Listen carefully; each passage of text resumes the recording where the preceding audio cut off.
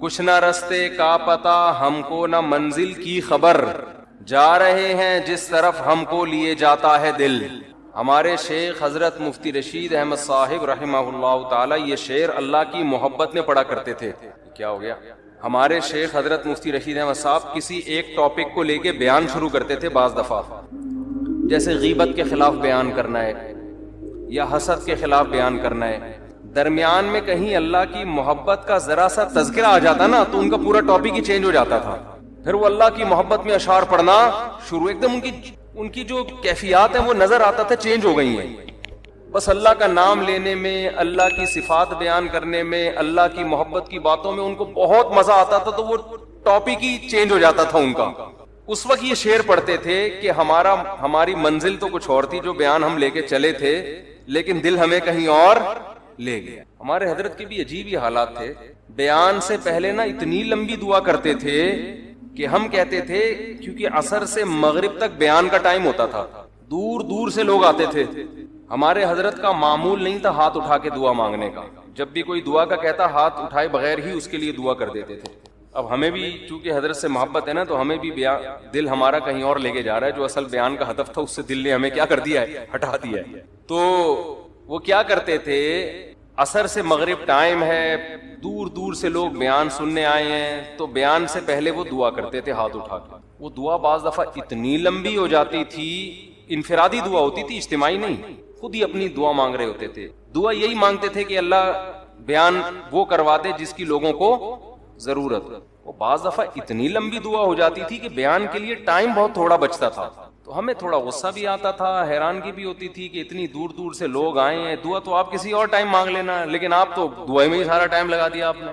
تو حضرت کہتے تھے کہ میں ہاتھ اٹھا کے جب دعا مانگتا ہوں نا، اللہ کے سامنے ہاتھ اٹھاتا ہوں تو کسی اور ہی دنیا میں پہنچ جاتا، بس پھر وہ اسی میں حضرت کو اتنا مزہ آتا تھا کہ بیان گیا تیل لینے بیان کیا ایسی کی تیسی، آئے ہمیں تو اب اللہ سے جب مانگنا شروع کیا ہے تو اس میں، لیکن وہ پھر تھوڑی دیر کا بیان ہوتا تھا، حالانکہ نہ کوئی اس میں زمین آسمان کے قلابے ملائے جاتے تھے، نہ کوئی خطابت کے جوہر، سیدھے سادے بیانات ہوتے تھے، لیکن ان بیانات نے ایسی لوگوں کی زندگیوں کو چینج کیا ہے۔ آج لفاظی بہت ہے، درد دل مارکیٹ سے شارٹ ہے، درد دل نہیں۔ تو ان کی دعا دیکھ کے نا اتنی لمبی دعا کے بعد بیان شروع ہوتا تھا، پھر اس دعا کے آثار ان کے بیان میں جھلک رہے ہوتے تھے۔ تو وہ جب کوئی ٹاپک لے کے چلتے، درمیان میں کہیں اللہ کی محبت کی بات آ گئی نا، تو ان کا پورا بیان چینج ہو جاتا تھا۔ وہ پھر اللہ کی محبت میں اشعار بہت یاد تھے ہمارے حضرت کو، اتنے اشعار یاد تھے کہ ایک دفعہ کسی نے ان کو کیسٹ دی کہ آپ کو جتنے اشعار یاد ہیں نا اس کیسٹ میں ریکارڈ کر دیں۔ میرا خیال ہے ڈیڑھ گھنٹے کی وہ کیسٹ تھی۔ تو حضرت شاعری کرتے کرتے کرتے کرتے کیسٹ پلٹ دی، کرتے کرتے کیسٹ ختم ہو گئی، مگر حضرت کے اشعار ختم نہیں ہوئے، اور وہ سارے اللہ کی محبت میں اشعار پڑھتے تھے۔ تو اس وقت حضرت یہ شعر پڑھا کرتے تھے کہ جب اللہ کی محبت پہ بات شروع ہو جاتی تھی نا، پھر کہتے تھے کہ کچھ نہ رستے کا پتہ ہم کو نہ منزل کی خبر، یعنی بیان میں تو اب ہمارا منزل پتہ ہی نہیں، ہم کیا ٹاپک لے کے چلے تھے، جا رہے ہیں جس طرف ہم کو لیے جاتا ہے دل۔ اب تو دل نے ہم سے جو کہلوا دی اب تو ہم وہی کہیں گے، لیکن وہ تو اللہ کی محبت میں تھا نا، وہ تو وہاں تو ٹاپک سے ہٹ جانا ہی ٹاپک تھا۔ حضرت مفتی تقی عثمانی صاحب دامت برکاتہم کا شعر ہے نا کہ یہاں تو عین منزل ہے، وہ کیا ہے یار، تھکن سے چور ہو جانا۔ اللہ کی محبت کی جو راستہ ہے نا، اللہ کی محبت میں آپ جو راستہ طے کرتے ہو اللہ کو پار کرنے کے لیے، اللہ کو پانے کے لیے، اللہ کو حاصل کرنے کے لیے آپ جو راستہ طے کرتے ہو نا، اس طے کرنے میں تھک جانا یہی منزل ہے عاشق کے لیے۔ دیکھو آپ جب کسی ہدف پہ چلتے ہو، راستے میں تھک گئے آپ، تو منزل تک پہنچنا مشکل ہو گیا نا، تو وہ آپ کا سفر کیا ہو گیا، ضائع۔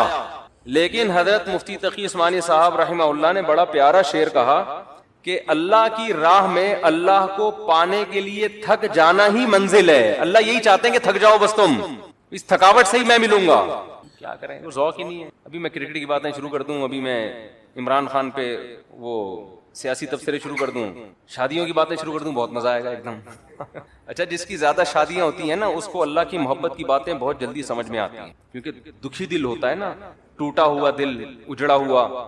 وہ کہتے ہیں مجھ سے اللہ کی محبت ہی کی باتیں کیا کرو، عورتوں کی باتیں مجھ سے یہ کنواروں کے شوق ہیں کہ اللہ کی محبت کے بجائے خواتین کی باتیں کرو، شادیوں کی بات. لیکن جب ہو جاتی ہے نا 2-3 تو پھر آدمی کہتا ہے یار اللہ کی محبت کی باتوں میں اللہ نے بڑا مزہ رکھا ہے. یہ بھی ایک فائدہ ہے. حضرت ایک اور شعر پڑھتے تھے، مجھے تو شاعری کا زیادہ ذوق نہیں ہے تو مجھے پورے شعر یاد نہیں رہے. وہ ایک اور شعر پڑھتے تھے، بس ایک بجلی سی پہلے کوندی پھر آگے کی کچھ خبر نہیں ہے، مگر جو پہلو کو دیکھتا ہوں تو دل نہیں ہے جگر نہیں ہے. یعنی اللہ کی محبت میں ہم دل بھی گواں بیٹھے اور جگر بھی. پہلو کو دیکھ رہے ہیں تو نہ دل نظر آ رہا ہے ہمیں، نہ جگر نظر آ رہا ہے. تو محبت کے اصول تو کچھ اور ہوتے ہیں نا، اس میں تھوڑی انسان پابند ہوتا ہے. آپ نے اپنی محبوبہ کو ٹائم دیا 10 منٹ کا ملاقات کا، تو ایسا تھوڑی ہوگا آپ اینڈ ٹائم پہ پہنچے. ٹھیک اسٹاپ واچ لگا کے 10 منٹ کی میٹنگ ہوئی، اچھا جی میٹنگ برخاست، ہمارا آپس کی میٹنگ 10 منٹ کی طے ہوئی تھی، چلتے ہیں، آپ اپنا خیال رکھیے گا، مجھے بھی میرا بھی رکشا کھڑا ہوا انتظار کر. ایسے ہوتا ہے وہاں. تو ٹائم ویسٹنگ ہی کیا ہے، مطلوب ہے وقت کا ضائع کرنا ہی عاشق کے لیے کہ بھائی ٹائم ویسٹ کرو، ہم آئے اس لیے. ہاں کوئی بزنس کی میٹنگ ہو رہی ہے یا کوئی اور کوئی کسی کو، اس میں آدمی ٹائم دیکھتا ہے، بھائی 10 منٹ 15 منٹ ہو گئے بس اب جاؤ یار، اپنا دماغ کیوں کھا رہے ہو ہمارا. وہ بار بار میں واقعہ سناتا ہوں نا حضرت موسیٰ علیہ السلام والا. موسیٰ علیہ السلام کی جب اللہ سے کلام ہوا، اس واقعے سے میں ایک سبق دلاؤں گا. بہت سے لوگ کہتے ہیں ہم جب ذکر کرتے ہیں تو ذکر میں مزہ نہیں آتا. حدیث میں آتا ہے نا 100 دفعہ صبح لا الہ الا اللہ وحدہ لا شریک لہ لہ الملک ولہ الحمد یحیی و یمیت وہو حی لا یموت. کیسا مزیدار کلمہ ہے، کیسا مزیدار کلمہ. چائے بڑی خاندانی چیز ہے یار. آپ کو جب آدمی 24 گھنٹے چائے نہ پیے نا، پھر چائے پی کے بیان کرے تو عجیب ہی لطف آتا ہے اس میں. میں نے کافی دیر بعد اب چائے پی ہے نا اور کڑک دودھ پتی، تو میری کھوپڑی ایک دم ایکٹیو ہو گئی آج. تو سوچو سٹے میں کیا ہوگا. ہم خام میں چرسیوں کو برا بلا کہتے ہیں، ہیروئنچیوں کو برا بلا کہتے ہیں. تو میں نے اکثر دیکھا جب میرا دماغ تھکا ہوا ہوتا ہے بیان نہیں ہوتا، دماغ فریش ہوتا ہے تو اس کے اثرات بیان میں بھی آ رہے ہوتے ہیں. دماغ چلتا ہے. تو میں ابھی نا کڑک سی دودھ پتی نہیں پینی چاہیے، عادت خراب کر دی نا ہم نے. تو کیا کہہ رہا تھا یار میں، حضرت موسیٰ علیہ السلام کے واقعے سے میں ایک سبق دلاؤں گا.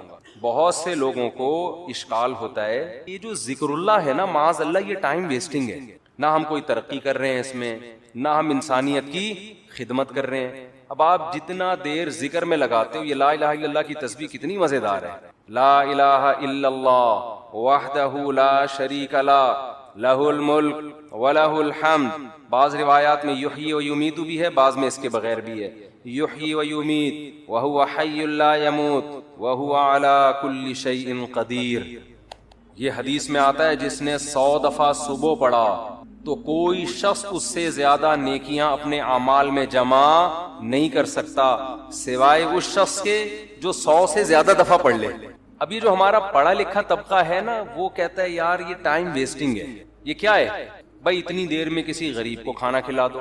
کیا خیال ہے؟ آپ نے دیکھا ہوگا نا کچھ لوگ مسجد میں بیٹھے ہوتے ہیں، لا الہ الا اللہ لا الہ الا اللہ ذکر کر رہے ہوتے ہیں. یہ جو ہمارا لبرل طبقہ ان کو بے وقوف سمجھتا ہے کہ یار اتنی دیر میں بزنس کر لیتے، اتنی دیر میں کچھ اور کر لیتے، کچھ ہی غریب کو کھانا کھلا دیتے، یہ کر لیتے وہ کر لیتے. اس کی اپنی فضیلت ہے، اس کی فضیلت کا انکار نہیں ہے، اس کی اپنی فضیلت ہے. وَيُطْعِمُونَ الطَّعَامَ عَلَى حُبِّهِ. ہمارے نیک بندے ہماری محبت میں غریبوں کو کھانا کھلاتے ہیں. کھانا کھلانا اپنی جگہ، لیکن ذکر کی فضیلت اپنی جگہ.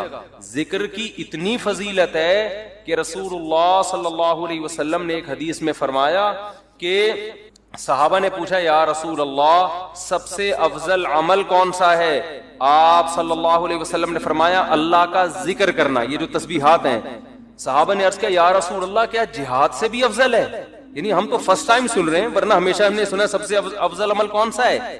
جہاد ہے. آج ہم فرسٹ ٹائم سن رہے ہیں کہ سب سے افضل عمل کون سا ہے؟ ذکر اللہ. آپ نے فرمایا جہاد سے بھی افضل. یہاں تک کہ تم اللہ کے راستے میں گھوڑا لے کے نکلو اور تمہارے گھوڑے کی ٹانگیں کاٹ دی جائیں، اس سے بھی زیادہ افضل ہے کہ اللہ کا ذکر کرو. اب علماء نے تطبیق دی ہے کہ بھئی زیادہ تر حدیثوں میں تو ہے کہ جہاد افضل ہے، لیکن اس حدیث میں کیا آ رہا ہے؟ ذکر افضل. تو تطبیق یہ ہے کہ ثواب کے اعتبار سے تو جہاد ہی افضل ہے، ظاہر اس میں قربانی زیادہ ہے، لیکن ذکر کو افضل اس لیے قرار دیا گیا کہ جہاد کا مقصد بھی کیا ہے؟ لوگوں کو اللہ کی یاد اور اللہ کی عبادت پر لانا. تو مقصد کے اعتبار سے کیا چیز افضل ہے؟ ذکر. کیونکہ جہاد مقصود نہیں ہے، ذریعہ مقصود ہے. جہاد مقصود نہیں، کیونکہ فقہا لکھتے ہیں کہ جہاد میں کوئی بھی کام ایسا نہیں ہوتا جو اللہ کی پسند کا ہو. کیونکہ خون خرابہ ہے، اور خون خرابہ قرآن کیا کہتا ہے؟ اللہ کو پسند نہیں ہے، چاہے کافر کا خون بہے چاہے مسلمانوں کا بہے، اللہ خون خرابے کو پسند نہیں کرتے. لیکن اس لیے خون خرابہ پسند کیا جا رہا ہے کہ اگر یہ نہیں ہوگا تو تمہارا خون خرابہ ہو جائے گا، پھر صحیح ہے نا، کفر غالب آ جائے گا اور فساد زنا پھیلا دے گا، دنیا میں برائی پھیلا دے گا. اس کی مثال ایسے، آپ کی باڈی میں کوئی کانٹ چھانٹ کرے اچھا کام ہے، لیکن جب پھوڑا نکل آتا ہے تو وہ پھیل نہ جائے، کینسر نہ بن جائے، تو بالآخر اس کو آپریٹ کر کے نکالنا پڑتا ہے. گردہ نکال دیتے ہیں ڈاکٹر. اب کسی کا گردہ نکال دینا، اس کی کمر کا آپریشن کر کے یہ کوئی بذات خود اچھا کام ہے؟ برا کام ہے. لیکن بھائی وہ مجبوراً اس لیے کرنا پڑ رہا ہے کہ یہ گردے میں کینسر کی رسولی بن گئی ہے، یہ نہیں کاٹا تو دوسرا بھی خراب ہو جائے گا. تو جہاد کا تمام فقہا بیان کرتے ہیں بذات خود یہ فساد ہے، زمین میں ایک فساد ہے، لیکن اس کو پسند اس لیے کیا گیا ہے کہ یہ نہیں ہوگا تو اس سے بڑا فساد ہوگا. ورنہ اللہ زمین میں فساد کو پسند نہیں کرتے، خون خرابے کو پسند نہیں کرتے، چاہے وہ کافر ہی کا خون خرابہ ہو. یہی تو وجہ ہے کہ جب اللہ نے فرشتوں کو بتایا کہ میں ایک مخلوق پیدا کرنا چاہ رہا ہوں آدم، تو فرشتوں نے کیا کہا؟ یسفک الدماء، یہ زمین میں خون بہائے گا. فرشتے جانتے تھے کہ خون بہانا اللہ کو پسند نہیں ہے، ورنہ فرشتے یہ اعتراض تھوڑی کرتے، بلکہ فرشتے یہ بتاتے کہ اللہ یہ جہاد کرے گا، خون بہائے گا. دو اور ایسے آدم ہونے چاہیے. کیا خیال ہے؟ فرشتوں نے کہا وَيَسْفِكُ الدِّمَاء، یہ بم بنائے گا، ایک دوسرے کو مارے گا، میزائل بنا کے مارے گا، ابھی نندن کو چائے پلا کے واپس بھیجے گا، یہ بڑی تباہیاں پھیلائے گا دنیا میں. تو اللہ میاں نے اس کا فرشتوں کا جواب نہیں دیا کہ اچھا ہے نا خون بہائے گا تو صحیح ہے نا، نہ یہ نہیں کہا. اللہ نے کہا اعلم ما لا تعلمون، ٹھیک ہے تم نے اس کی ایک بیڈ کوالٹی بیان کی ہے کہ خون بہائے گا، لیکن اس کی کچھ اچھی گڈ کوالٹیز بھی ہیں، وہ تم نہیں جانتے. تو اس سے صاف پتہ چلتا ہے اللہ زمین میں خون خرابے کو پسند نہیں کرتے، مجبوری ہے. تو اس لیے نبی نے ذکر کو افضل قرار دیا کہ جہاد سے مقصد کیا ہے؟ اللہ کا نظام اور اللہ کی محبت لوگوں کے دلوں میں آئے، لوگ اللہ کو یاد کریں. تو مقصد کے اعتبار سے ذکر کی فضیلت ہے جہاد پر، ثواب کے اعتبار سے کس کی فضیلت ہے؟ جہاد کی فضیلت ہے. ظاہر ہے وہ ذکر کرنے والے کا کیا جا رہا ہے، لیکن جہاد میں تو آپ کے خون بہتا ہے، آپ کا بہت بڑی قربانی دینی پڑتی ہے. تو اب میں عرض کر رہا تھا کہ ہمارا جو لبرل طبقہ ہے نا، جو خوش قسم کے لوگ ہوتے ہیں، جو بڑے آج کل براڈ مائنڈڈ بنے پھرتے ہیں، اسلام کے فلسفیانہ انداز سے آپ ان سے بڑی لمبی چوڑی تقریریں کروا لیں، لیکن اللہ کا ذکر نہیں کرتے. اور نہ کرنا تو چلو اتنا بڑا جرم نہیں ہے، جو ذکر کر رہا اس کو کیا سمجھتے ہیں؟ بے وقوف. کیا بھائی یہ فلاں بزرگ سے بیعت ہے اور ان کی وہاں بیٹھا ہوتا ہے مسجد میں، صبح صبح انہوں نے بولا یہ اللہ اللہ کیا کرو تو بیٹھ کے اللہ اللہ کر رہا ہوتا ہے، یا کسی حدیث میں پڑھ لیا یہ ذکر کرنا. اچھا، اپنے کاموں کو بنانے کے لیے وظیفے پڑھنے والے مارکیٹ میں بہت، آپ کہیں دیکھے ہو نا اللہ اللہ کر رہا ہے تو سمجھ لو اس کی شادی نہیں ہو رہی، کسی نے اس کو شادی کا وظیفہ بتایا. ایسے نیک مارکیٹ میں شارٹ ہیں جو اللہ اللہ کر رہے ہیں صرف اللہ کو یاد کرنے. ایسے نیک مارکیٹ میں کیا ہیں؟ شارٹ چل. تو ایسے نیک لوگوں کو لوگ بے وقوف بھی سمجھتے ہیں کہ ٹائم ویسٹنگ، یہ کر لیتے یہ کر لیتے یہ کر لیتے. ہم نے اپنے اکابر کو دیکھا ہے جنہوں نے بڑے بڑے کام کیے، لیکن آپ ان کے ذکر کیا ڈیٹیل میں جائیں تو ایسا لگتا ہے یار یہ تو اتنا ٹائم یہ ذکر اللہ میں گزارتے تھے، ان کے پاس باقی کاموں کے لیے ٹائم کب بچتا تھا؟ لیکن باقی کام بھی انہوں نے بہت کیے. تو یہ جو لبرل طبقہ ہے نا ہمارا، ان کو یہ صوفی ٹائپ کے لوگ جو اللہ اللہ کر رہے ہیں تسبیح پکڑ کے یا ویسے ہی، ان کو یہ برے لگتے ہیں کہ ٹائم ویسٹ کر رہے ہیں. لیکن بات یہ ہے کہ جب انسان کو کسی سے محبت ہوتی ہے تو محبوب کی یاد میں ٹائم ویسٹ کرنا، یہ اس کو ویسٹ ٹائم کی ویسٹنگ لگتا نہیں ہے. یہی تو منزل ہے بھائی، ہم پیدا ہی اللہ کے لیے ہوئے ہیں. ہو جائے اللہ کی یاد میں ٹائم ویسٹ، سبحان اللہ، اور کیا چاہیے؟ جانا کس کے پاس ہے ہم نے؟ اللہ کے پاس جانا ہے. تو ٹائم بچانا کہتے کس کو ہیں؟ میری یہ سمجھ میں نہیں آتا. ایک صاحب مجھ سے الجھ گئے کہ اتنا ٹائم ویسٹ کر رہے ہیں. میں نے کہا ویسٹنگ آف ٹائم کی ڈیفینیشن کیا ہے؟ کیا ڈیفینیشن ہے اس کی؟ یہ بہت امپورٹنٹ سوال ہے. دیکھو گورے کا معیار الگ ہے ٹائم ویسٹ کرنے کے بارے میں، مسلمان کا معیار الگ ہونا چاہیے. جب آپ منزل متعین کر لیتے ہیں نا، تو اس منزل کی طرف جو بھی راستہ آپ کو لے کے جائے گا اس میں ٹائم کھپانا ٹائم ویسٹنگ نہیں ہے. اور جو کام آپ کو اس منزل سے ہٹا رہا ہے، چاہے دیکھنے میں وہ کتنا قیمتی کام لگے، لیکن اسلام اس کو ٹائم ویسٹنگ کہتا ہے. مثال وہی میں ڈاکٹر اور باکسر والی لے آتا ہوں. آپ کا ہدف تھا ڈاکٹر بننا، صبح شام آپ کیا کر رہے ہو؟ باکسنگ سیکھ رہے ہو. اب باکسر تو کہے گا زبردست یار یہ آدمی ٹائم کا بڑا پابند ہے، ٹھیک صبح 8 بجے آ کے مکے لگاتا ہے، پھر جا کے ناشتہ کرتا ہے، پھر تھوڑا آرام کرتا ہے، اس کے بعد پھر دوپہر ٹائم. تو دیکھنے میں تو لگ رہا ہے کہ یہ ٹائم ویسٹ نہیں کر رہا، لیکن جس آدمی کو پتا ہو کہ آپ کا ہدف ڈاکٹر بننا ہے وہ کہے گا یہ ٹوٹلی ٹائم آپ کا کیا ہو رہا ہے، ویسٹ. ٹوٹلی اس کا کچھ بھی فائدہ نہیں ہے فیوچر میں. آپ میرے پاس لوگ آتے ہیں 40 سال کے 45 سال کے کہ ہم عالم بننا چاہتے ہیں، مدرسے میں داخلہ لے کے ہم کیا بننا چاہتے ہیں، عالم. میں ان سے کہتا ہوں آپ دین کا علم حاصل کر لیں بقدر ضرورت، قرآن کی تفسیر پڑھ لیں، احادیث پڑھ لیں، بقدر ضرورت مسائل سیکھ لیں. پراپر عالم بننے کا ٹائم اب گزر گیا ہے، اب ٹائم ویسٹ ہوگا آپ کا. کہتے ہیں یار میں علم دین میں اپنے آپ کو کھپاؤں اور ٹائم ویسٹ. تو میں کہتا ہوں بھائی بات یہ ہے کہ جتنی 8 سال آپ کو محنت کرنی پڑے گی نا اس کا آؤٹ پٹ اتنا اب نہیں نکلے گا. اس کی وجہ اس سے زیادہ آپ کسی اور کام میں اپنی صلاحیتیں کھپا سکتے ہو، اس کا آؤٹ پٹ زیادہ اچھا ہوگا. جیسے کوئی آدمی 50 سال میں میڈیکل کالج میں ایڈمیشن کے لیے جائے، ابے تو 4 سال وہاں لگائے گا، 2 سال پھر ہاؤس جاب ہوگی، اس کے بعد تجھے ایکسپیرینس چاہیے نا. ایکسپیرینس کے لیے 15 20 30 سال کے بعد جا کے انسان ڈاکٹر بنتا ہے، جو لوگ کہتے ہیں ہاں یہ کیا ہے اسپیشلسٹ ہے یا واقعی ایک تجربے کار ڈاکٹر ہے. تو اس وقت ہے تو آپ کا انا للہ ہو چکا ہوگا، یا آپ اتنے بوڑھے ہو چکے ہوگے کہ کام کرنے کا ٹائم ہی نہیں ملے گا. آج جو علماء آپ کو کام کرتے نظر آ رہے ہیں نا یہ وہ تھے جو 18 سال کی عمر میں فارغ ہو چکے تھے، پھر انہوں نے تدریس کی. میں اپنی مثال دے دیتا ہوں آپ کو، شو مارنے کے لیے نہیں، کیونکہ یوٹیوب پہ نا میرے بارے میں بہت سا لوگوں نے اٹھ پٹانگ چیزیں بھی شائع کی ہوئی ہیں کہ یہ لطیفوں کے علاوہ اس بیچارے کو کچھ نہیں آتا، اس کے بیان میں حوالے نہیں ہوتے. تو شو مارنے کے لیے نہیں، انسان جب کوئی کام کر رہا ہوتا ہے تو اپنا انٹروڈکشن تو کروا دیتا ہے نا. آپ کسی ڈاکٹر کے پاس جاتے ہیں کہ میں اپنا کڈنی کا علاج کرنا چاہتا ہوں آپ سے، آپ کڈنی کے اسپیشلسٹ ہیں، تو ڈاکٹر کی ذمہ داری ہے نا کہ وہ ثابت کرے کہ ہاں جی میں کڈنی کا اسپیشلسٹ. آپ اس سے پوچھ رہے ہیں کہ آپ کڈنی کے اسپیشلسٹ ہیں، میں آپ سے علاج کروں گا، تو آپ کے پاس کیا دلیل ہے؟ ڈاکٹر تواضع میں، ارے ہم تو خادم، ہم کہاں میں کیا کڈنی کا پتہ، ہم تو جاہل ہیں. تواضع میں آ گیا نا ڈاکٹر، ارے کڈنی کیا ہوتا ہے مجھے تو یہی نہیں پتا کڈنی کی اسپیلنگ کیا ہے، میں کوئی سڈنی سے تھوڑی آیا ہوں جو مجھے کڈنی کا پتا ہو. تو ایسے موقع پہ اپنی جو کوالیفیکیشن ہے یا جو بھی آپ کے اندر ایبلٹی ہے اس کو شو کرنا یہ کوئی تواضع کے خلاف نہیں ہے. ہاں اس میں میں نہیں کہتا کہ میں عالم ہوں، لیکن میں عام لوگوں سے کہتا ہوں کہ بھائی ٹوٹا پھوٹا آپ سے زیادہ اللہ نے علم دے دیا. باقی بڑے بڑے علماء کے مقابلے میں تو ہم، ایک صاحب نے مجھے کہا نا کہ آپ اگر عالم ہیں، آپ کو قرآن و حدیث اگر آتا ہے تو امام ابو حنیفہ کی تقلید کیوں کرتے ہو؟ آپ پھر آپ کو تو خود آتا ہے قرآن و سنت، اور اگر آپ کو نہیں آتا تو آپ جاہل ہو، پھر بیان کیوں کر رہے ہو لوگوں میں؟ سمجھ میں نہیں آئی بات. کہا کہ ہم آپ کے مقابلے میں جاہل نہیں ہیں، آپ کے مقابلے میں عالم ہیں، ابو حنیفہ کے مقابلے میں جاہل ہیں. صحیح ہے نا؟ قرآن حدیث ہمیں آتا ہے اتنا نہیں جتنا امام ابو حنیفہ کو آتا تھا، لیکن اس سے زیادہ آتا ہے جتنا آپ کو آتا ہے. انصاف سے میں نے کہا. بلکہ موسیٰ کو جب بھیجا نا اللہ نے فرعون کے پاس، تو موسیٰ علیہ السلام کہیں گے اللہ نہ بھیج، یہیں کوہ طور پہ ہی مجھے بٹھا لے.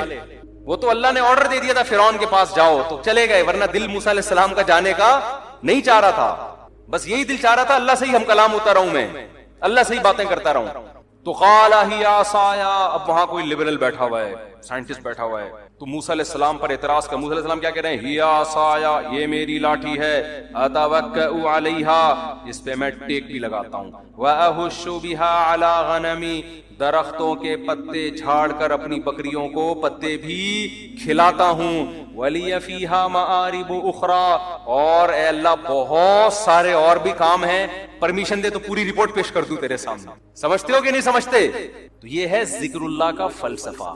اس لیے صبح و شام کچھ اللہ اللہ بھی ہمیں کرنا چاہیے. کوئی بات نہیں ٹائم ویسٹ ہو رہا ہے، دل لگے نہ لگے. لا الہ الا اللہ، کوئی عبادت کے لائق نہیں ہے سوائے اللہ کے. لہ الملک وحدہ لا شریک لہ، اکیلا ہے، اس کے ساتھ کوئی شریک نہیں ہے. لہ الملک، اسی کے لیے بادشاہی ہے. وَلَهُ الْحَمْدُ، قابل تعریف صرف وہی ذات ہے. یحیی، جس کو چاہتا ہے زندگی دیتا ہے، مردوں کے زندہ پیدا کر دیتا ہے نا، انڈے سے چوزا نکال دیتا ہے، مردہ چیز تھی. وَيُمِيتُ، جس کو چاہتا ہے موت دے دیتا ہے. مائیکل جیکسن نے پورا زور لگا دیا 100 سال زندہ رہنے کا، اللہ نے چاہا 50 سال کے بعد ڈاکٹروں کے پینل کے بیچ میں سویا ہے، صبح پولیس بھی اس کو نہیں اٹھا سکی. اتنے بڑے بڑے تصرفات کس نے اپنے ہاتھ میں رکھے ہیں؟ اللہ نے. کتنے میڈیکل سائنس نے ترقی کر لی، پھر بھی ڈاکٹر بھی مر جاتے ہیں. اور کوئی ضروری نہیں کہ پوری عمر 50 سال میں مر جاتے ہیں، 40 سال میں مر جاتے ہیں. ایسے تصرف والا جس کو چاہتا ہے زندگی دیتا ہے، جس کو چاہتا ہے موت دے، جب چاہتا ہے. وَهُوَ حَيٌّ لَا يَمُوتُ، خود زندہ رہتا ہے، لا يموت، اس پر کبھی موت نہیں آئے گی. وَهُوَ عَلَى كُلِّ شَيْءٍ قَدِيرٌ. اے اللہ ایک ایک جملے میں کیا تیری تعریف کروں، بس کمپلیٹ یہ ہے کہ عَلَى كُلِّ شَيْءٍ قدیر، جو چاہتا ہے کر گزرتا ہے. کتنا مزیدار کلمہ ہے یا نہیں ہے؟ تو 100 دفعہ پڑھ لو صبح. شیطان کیا کرے گا؟ یہاں دل نہیں لگ رہا، یہ بڑا پرابلم ہوتا ہے. شیطان کہتے تیرا دھیان نہیں بٹ رہا، مزہ نہیں آ رہا، چھوڑ دو مزے کو یار.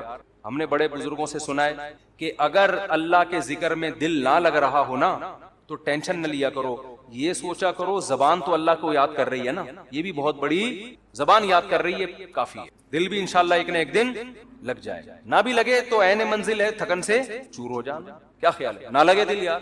میں نے قصہ سنایا نا، ہمارے کلاس فیلو تھے مدرسے میں، وہ جیسے ہی نماز کے لیے کھڑے ہوتے نیند آ جاتی. وہ بےچارے بڑے بیزار کے یار ویسے ٹھیک رہتا ہوں، نماز کے لیے کھڑے ہوتے سجدے میں جاتے ہم کونیاں مار کے اٹھاتے تھے نماز میں، اٹھ جا بھائی اگلا سجدہ آنے والا ہے. وہ بہت تنگ آ گئے نا، انہوں نے حضرت کو لکھ کے دیا. حضرت نے کہا کہ کوئی بات نہیں یار، آپ جان کے تو نہیں سو رہے نا، اللہ کو یہی ادا پسند ہے کہ نیند آ رہی ہے، دل نہیں لگ رہا، پھر بھی کیا کر رہے ہیں؟ میرے حکم پر عمل.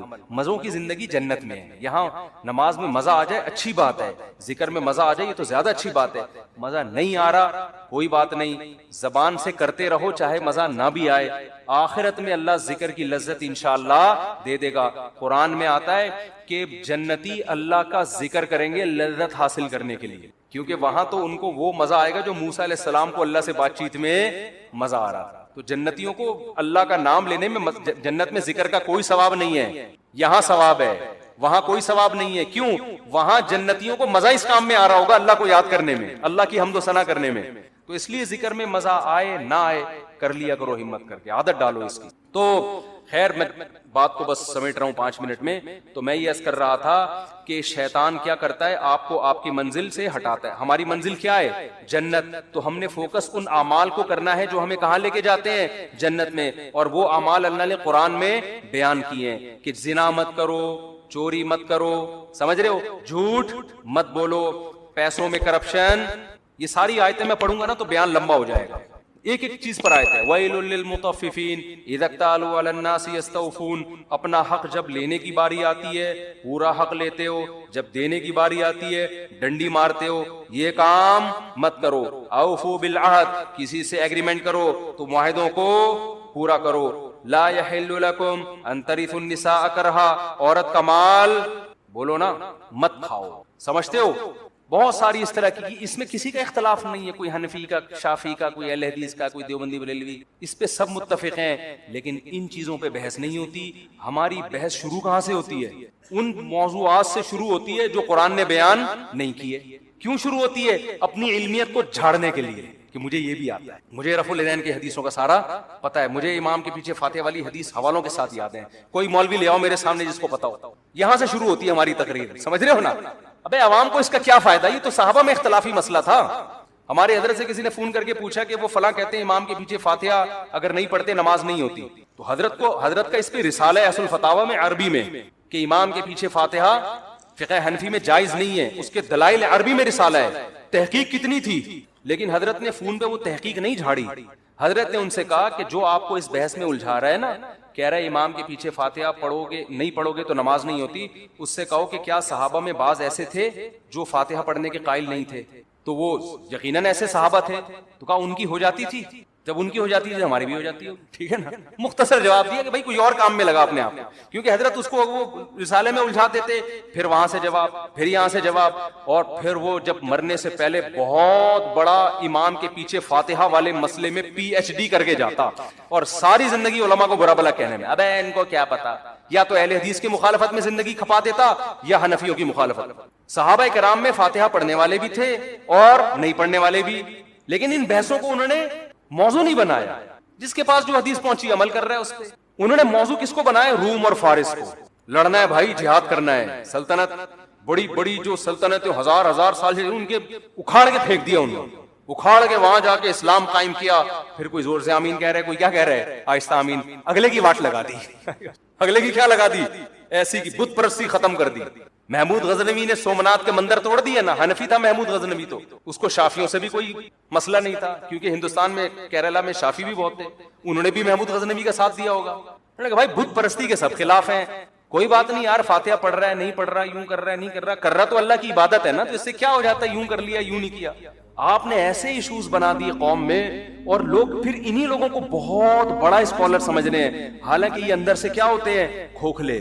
جس کے پاس علم میں مضبوطی ہوگی وہ کبھی بھی ان مسائل میں قوم کو الجھانے کی کوشش نہیں کرے گا, اس کو پتہ ہے قرآن کے اصل موضوعات یہ ہے نہیں. تو میں عرض کر رہا تھا کہ ہمارا ہدف کیا ہونا چاہیے, جنت. شیطان کا ہدف کیا ہے, میں کہہ رہا تھا شیطان اپنے ویژن میں اور اپنے ٹارگٹ میں کلیئر ہے, ہم کلیئر نہیں. تبھی شیطان کی پلاننگ بڑی جاندار ہوتی ہے, ہماری پلاننگ جاندار اس لیے نہیں, پتہ ہی نہیں ہوتا جانا کہاں ہے, ہم نے ڈاکٹر بننا ہے کہ باکسر بننا ہے, یزید پہ پی ایچ ڈی کرنی ہے, بنو امیہ پہ پی ایچ ڈی کرنی ہے, ہمیں ہمارا ہدف ہی کلیئر نہیں ہے. شیطان کا ہدف کلیئر ہے, شیطان کہتا ہے تو بنو امیہ پہ پی ایچ ڈی کر نہ کر, میں تجھے ان اعمال سے روکوں گا جو تجھے جنت میں لے جانے سے روکیں گے. کیوں کرتا ہے یہ, بس یہ بات اس لیے کرتا ہے کہ شیطان کو ہم سے بغض اس لیے ہے کہ اللہ نے شیطان کو جنت سے نکال دیا, اور آدم کو کہاں لے گیا تھا اللہ, جنت میں. تو اس کا پڈا ہم سے بنو امیہ کا نہیں ہے, صحیح ہے نا, امام کے پیچھے فاتحہ والا نہیں ہے, رفع الیدین والا نہیں ہے. شیطان کا پھڈا ہم سے یہ ہے کہ اس کمبخت انسان کی وجہ سے میں اللہ کے دربار سے نکلا ہوں, یہ پی ایچ ڈی کر لے یزید کے معاملے میں, یہ کمبخت جنت میں نہ جائے, ہر اس عمل سے اس کو روک دوں جو اس کو جنت میں لے جائے. تو وہ عمل وہی ہے جو میں نے آپ کے سامنے بیان کی, جن کو الحمد سے لے کے والناس تک قرآن ڈیفائن کرتا ہے. تو وہی جنت کا اللہ قرآن میں تذکرہ کر رہا ہے کہ انسان کہے گا, جس کو اعمال نامہ دائیں ہاتھ میں دیے جائے گا, وہ کہے گا مجھے یقین تھا کہ ایک دن میرے اعمال سے ملاقات ہونے والی ہے, لہذا میں نے پہلے سے وہ اعمال اختیار کر لیے جو اللہ نے قرآن میں بتائے تھے, میں نے وہ اعمال کو فوکس کر کے پہلے سے رکھا ہوا تھا. اور بہت سے ایسے ہوں گے, ابے یار ہم جنت پہ ایمان بھی لے کر آئے اور ہمیں یقین بھی تھا جنت بھی برحق ہے, جہنم بھی برحق ہے, لیکن ہم نے جو اعمال فوکس کیے اس کی وجہ سے دنیا میں تو ہم بہت بڑے چیمپئن بن گئے, لیکن قبر میں ہمیں اس کا کخ بھی فائدہ نہیں ہے, کیونکہ اللہ تو کہے گا میں نے یہ علامتیں بیان کی تھی اہل جنت کی, یہ والی تم میں کیا ہے, شارٹ. اہل جنت راتوں کو اٹھ کے تہجد پڑھتے ہیں, اہل جنت رشتہ داری جوڑتے ہیں, ان غریبوں کو مال کھلاتے رہتے ہیں, بہت ساری جو بھی اس پہ ٹاپک تو بڑا لمبا ہو جائے گا. تو وہ والی تمہارے اندر کوئی بھی نہیں. تمہارے اندر یہ ہے کہ فلانے نے یہ کر دیا, فلانے نے یہ کر دیا, ڈمکانے نے یہ کر دیا, تو فلانے نے یہ کر دیا, نمبر پلیٹ, ٹھیک ہے نا. اور ان سب باتوں کے جواب ہیں, سب کے پاس جواب ہیں. لوگ کہتے ہیں نا جواب نہیں ہے, جواب دے دیے علماء نے, آپ یوٹیوب پہ سرچ کریں. تو ہم چاہتے ہیں کہ ان چیزوں سے لوگ نکلیں, لوگ کسی اور چیز کو فوکس کریں. اور جب آپ میں ضد ختم ہو جائے گی نا, پھر دلیل سے جواب بھی آپ کو سمجھ میں آئے گا. ابھی تو ضد کا مسئلہ بنا ہوا ہے. جب انسان کسی چیز کو انا کا مسئلہ بنا لیتا ہے, آپ دلائل کے انبار لگا دیں, وہ کبھی بھی ان دلائل کو ماننے کے لیے تیار نہیں ہوتا, ایک نئی بحث چھڑتی ہے. ایسے موضوعات کو کیا ہوتا ہے, ٹھنڈا ہونے دو. جب نیوٹرل ہو جاتے ہیں نا لوگ, پھر آپ آرام سے ایک بات سمجھاتے ہو, لوگوں کی سمجھ میں وہ بات آتی ہے. ابھی تو انا کے مسئلے بنے ہوئے ہیں, کس کی سمجھ میں آئے گا بھائی,